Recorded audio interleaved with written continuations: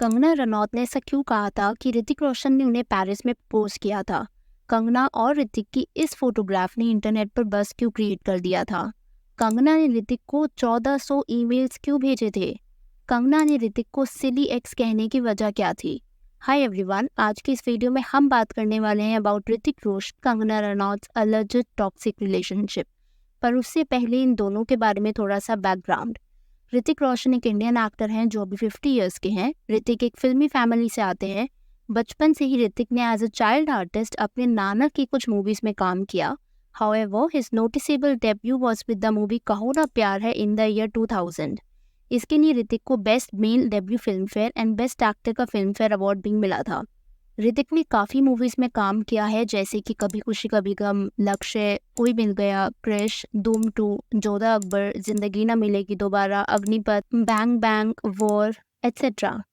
दूसरी तरफ कंगना रनौत अभी 37 ईयर्स की हैं, एक इंडियन एक्टर हैं और पॉलिटिशियन भी। कंगना ने डेब्यू किया था विद द मूवी गैंगस्टर साल 2006 में, जिसके लिए उन्हें film fair award for male debut से नवाजा गया था। कंगना ने कई और मूवीज में काम किया like Fashion, Raaz, once upon a time in Mumbai, Tanu weds Manu, Queen etcetera. तो कंगना और ऋतिक मिले थे on the sets of Krrish 3 and यही सीन के अलिज्ड लव अफेयर की खबरें फैलने लगी थी। But netizens came across rumours of this split sooner than expected. पर ऋतिक और कंगना दोनों ही अफेयर और स्प्लिट पर साइलेंट रहे until Kangana opened her mouth in this interview.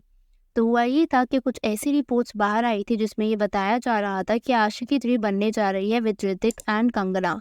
But बाद में ऐसी रिपोर्ट्स आई कि कंगना ऋतिक के फियास्को के बाद ऋतिक ने मूवीज करने से मना कर दिया था with Kangana as a heroine in it. तो यही सवाल इस इंटरव्यूअर ने कंगना से इंटरव्यू में पूछा था, if Hrithik was the reason she was ousted from the project.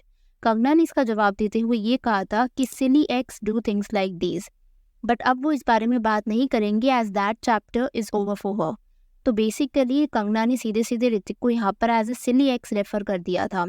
अब मीडिया बीइंग मीडिया, उन्होंने out of the whole interview ये सिली एक्स वाली लाइन पकड़ ली थी and it sort of got viral. अब जब ये इंटरव्यू वायरल होने लगा तब ऋतिक ने अपने ट्विटर अकाउंट पर आकर ये ट्वीट किया जिसमें उन्होंने कहा कि वो एक पोप से अफेयर करना पसंद करेंगे पर कंगना से नहीं। थैंक्स बट नो थैंक्स, आप पूरा ट्वीट पढ़ सकते हैं। कंगना की इंटरव्यू देने के 2 हफ्ते बाद मार्च 2016 में ऋतिक ने कंगना को एक लीगल नोटिस भेज दिया स्टेटिंग कि उनकी रेपुटेशन हैज़ बीन हार्म्ड और कंगना को इसके लिए पब्लिकली अपोलोजाइज करना पड़ेगा एट अ प्रेस कॉन्फ्रेंस। और ऋतिक ने पूरी तरीके से कंगना के साथ किसी भी अफेयर का एग्जिस्टेंस ही डिनाई कर दिया था। अब ये जो लीगल बैटल थी इट टुक एन अगली टर्न जब ऋतिक के लॉयर दीपेश मेहता ने कोर्ट में ये बताया कि अलिजिडली कंगना रनौत ने ऋतिक की ईमेल एड्रेस पर 1439 ईमेल्स भेजे हुए हैं। और उन्होंने ये भी बताया कि most of the emails were senseless, personal, और ये स्टेटमेंट ऋतिक के लॉयर ने खुद दी थी। एंड ऋतिक ने ये भी बताया कि उन 1400 ईमेल्स में से एक का भी जवाब ऋतिक ने अभी तक नहीं दिया था। और जो ऋतिक का लीगल नोटिस था ना, उसमें ये भी लिखा था कि कंगना ने ऋतिक को ईमेल्स भेजने से पहले किसी इम्पोस्टर को ईमेल्स भेजे हुए थे, थिंकिंग कि वो ऋतिक का एक्चुअल ईमेल एड्रेस है। और क्या हो रहा था ना, वो इम्पोस्टर भी कंगना से सामने बराबर बात कर रहा था। अब वो कोई इम्पोस्टर ही था या फिर वो ऋतिक था, वी नेवर नो। पर इसका जवाब देते हुए कंगना ने ये कहा था कि वो किसी इम्पोस्टर की आईडी नहीं बल्कि ऋतिक की ही आईडी थी। और ऋतिक ने वो स्पेशल ईमेल आईडी सिर्फ कंगना से बात करने के लिए बनाई थी ताकि ऋतिक और सुजैन की डाइवोर्स प्रोसीडिंग्स अफेक्ट ना हो। और अ साइड नोट, पता ऋतिक की एक्स वाइफ और सुजैन खान। और ये जो ईमेल्स वगैरह है ना, ये सब 2014 से ही कंगना इम्पोस्टर ईमेल आईडी पर भेज जा रही थी। और जब सही ईमेल एड्रेस पता चला तो सेम ईमेल्स उन पर भी भेजने शुरू। जब ऋतिक को पता चला ना, तो ऋतिक ने कंगना की बहन रंगोली से ईमेल पर ही बात करी और बोला, Please come and meet me. I have no idea what you are talking, Rangoli. What is going on, Rangoli? What is this? I can assure you I have not sent any such email. If this is a joke, it's not funny. And if you are serious, you must meet me and get to the bottom of it. I am free post 27th. और उसके बाद ऋतिक ने ये भी लिखा, Rangoli, this is not my account. Somebody is playing a trick or is seriously demented. My email is this. Not this. तो वहाँ पर ऋतिक ने क्लैरिफाई किया कि उनका ईमेल वो नहीं बल्कि ये है, लेट्स से ईमेल ए नहीं, ईमेल बी है। और ये ऋतिक ने जवाब दिया था कंगना की बहन रंगोली को। तो रंगोली ने एग्जैक्टली लिखा क्या था जिसका जवाब ऋतिक ने ये दिया था। तो Rangoli wrote, hi Hrithik, I have attached a mail from you that Kangana one day sent me by mistake, but today that mistake makes all the sense during your relationship with her. You hacked her account and you forced her to record many videos and click pictures as well. In this mail, you are clearly accepting everything. Kangana is already very hurt. Leave her alone now. And rangoli के इसी email का जवाब ऋतिक ने इस email से दिया था जो मैं आपको ऑलरेडी बता चुकी हूँ। अब जो ऋतिक का लीगल नोटिस था उसमें ही ऑल्सो मेंशन कि कंगना को अस्पर्गर सिंड्रोम है। webmd.com की माने तो अस्पर्गर सिंड्रोम एक ऐसी टर्म है जो कि डेवलपमेंट डिसऑर्डर को डिस्क्राइब करने के लिए यूज की जाती है and it is also a part of autism spectrum disorder. और जिन लोगों को होता है ना, they have a hard time relating to other socially. They usually stick to a very specific routine. आप जैसे कि पढ़ सकते हैं अपनी स्क्रीन पर राइट नाउ।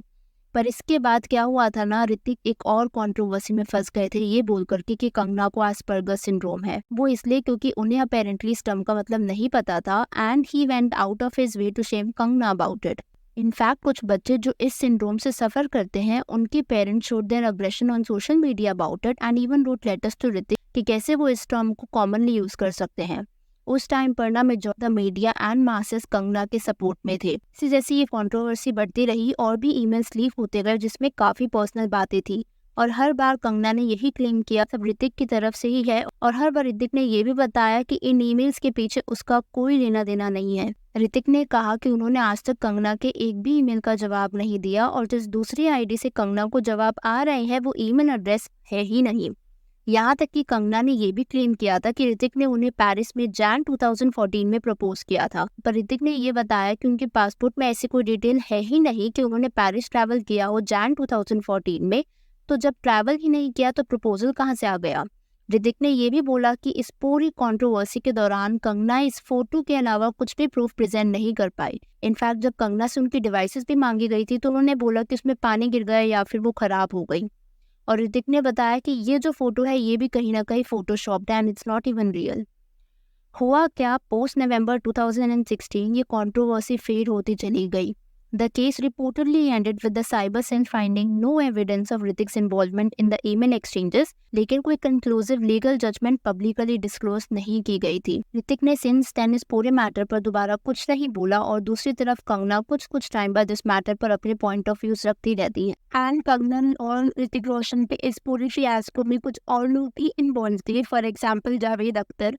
ऐसा बोला जाता है कि उन्होंने कंगना की इस इशू को सेटल डाउन करवाने की कोशिश करी थी एंड उन्होंने कंगना को अपने घर पे बुलाया था। There are actually news article जो इस बात को प्रूव करते हैं, लेकिन वो चीज़ बहुत ज़्यादा रेलेवेंट नहीं है। So I have tried to keep this video as concise as possible.